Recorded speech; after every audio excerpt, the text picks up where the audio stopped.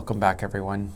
Well, a certain little fellow way back when, he's a professor now, but at MIT, but way back when he was top of his class, just blazing through, especially the science subjects.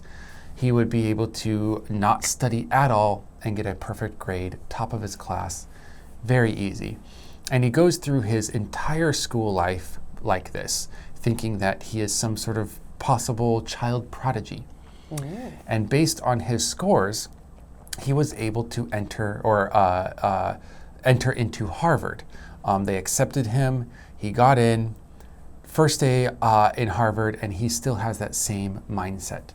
But what he didn't know is, well, he was kind of a big fish in a little pond, meaning he was maybe really good because there wasn't a lot of other people that were challenging him.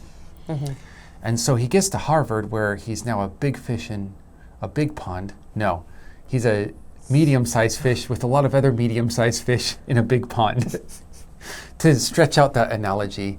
And the first exam he has, he changes directly into a small fish because he has no clue how to take any of the exam, how to answer any of the questions, and completely fails at first. So this fellow, Boendi, he decides that instead of just quitting and saying that Harvard's going to be too hard for him, he has a sort of amazing, spectacular, but quick recovery of his mind and says, you know what, no, I'm just going to study hard and I'm going to do this well. And sure enough, although he might have not been the child prodigy that he thought, he did end up writing very important papers on quantum dots, I believe they were called. But anyways, stuff to do with semiconductors, superconductors, maybe, or semiconductors. Read the article. It's one of the two. I always get them mixed up.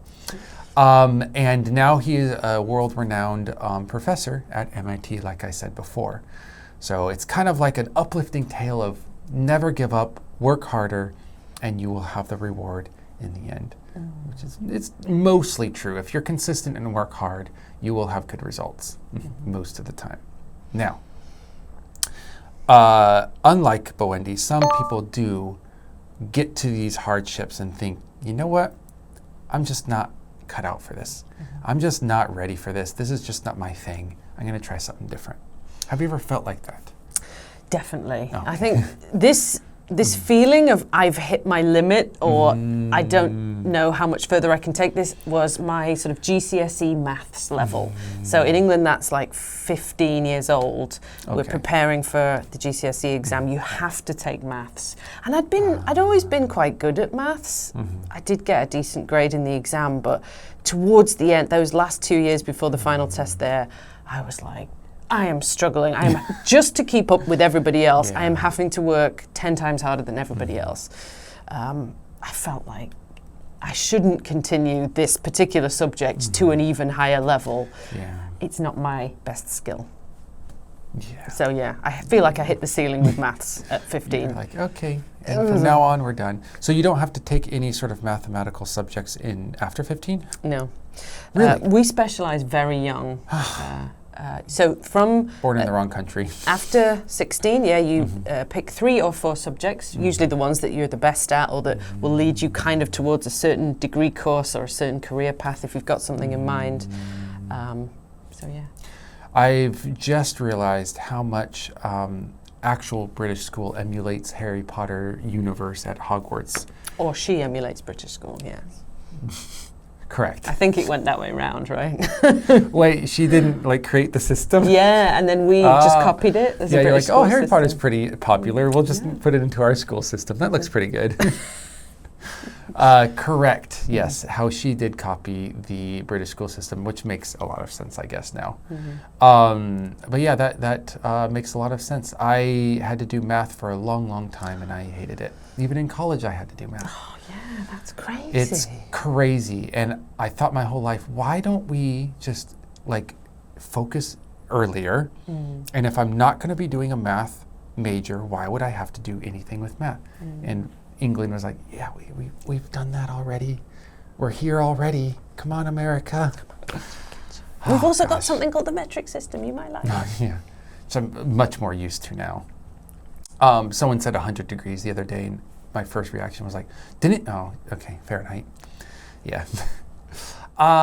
So, how are you as a test taker? Have you ever gotten down to a test and you're like, okay, just going to crumple this up, throw it in the corner, and leave? Thankfully, there's only been one of these in my life. It was part of my A-level psychology. I'm really good. I tried to prepare for tests. I took school very seriously. I was very driven. I wanted to get into university. I wanted to do well.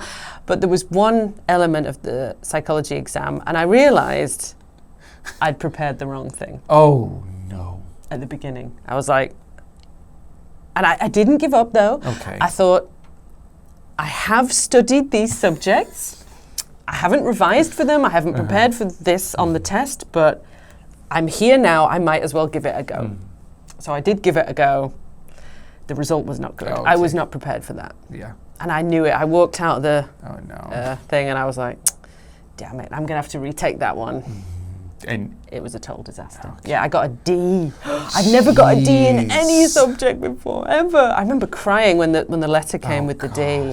And Mum was like, oh, who cares? You'll just take it again. I was like, but I've never got a D. And I was like, it was first world problems, right? Oh, gosh. Yeah, like you just didn't study the right thing because you had the right thing to study, but you just forgot or you wrote it down wrong? Or? I think I'd just written it down wrong. I thought the tests on different subjects were in a certain order, and I just had it in the wrong order. Gosh. Oof. Wow. Well, my own fault though. Yeah. I couldn't blame the teachers. They were like, well, did you check the piece of paper I gave you at the beginning of the year? Did you? It wasn't her fault. It was my fault. Wow. Well, maybe you weren't cut out for that one test, but you are cut out for a lot of different things, including being an amazing English teacher, English literature, also your Instagram. Oh, you don't have to butter me up. It's okay. It was only a psychology test. If it had been an English literature test, then it really would have been That's true. serious, but it wasn't. Well, I hope you guys can ace your vocabulary down below.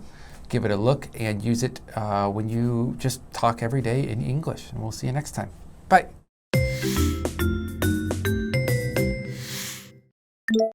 Ace. Ace. Prodigy. Prodigy. A big fish in a small pond. A big fish in a small pond. Out of one's league. Out of one's league. Wake up call. Wake up call.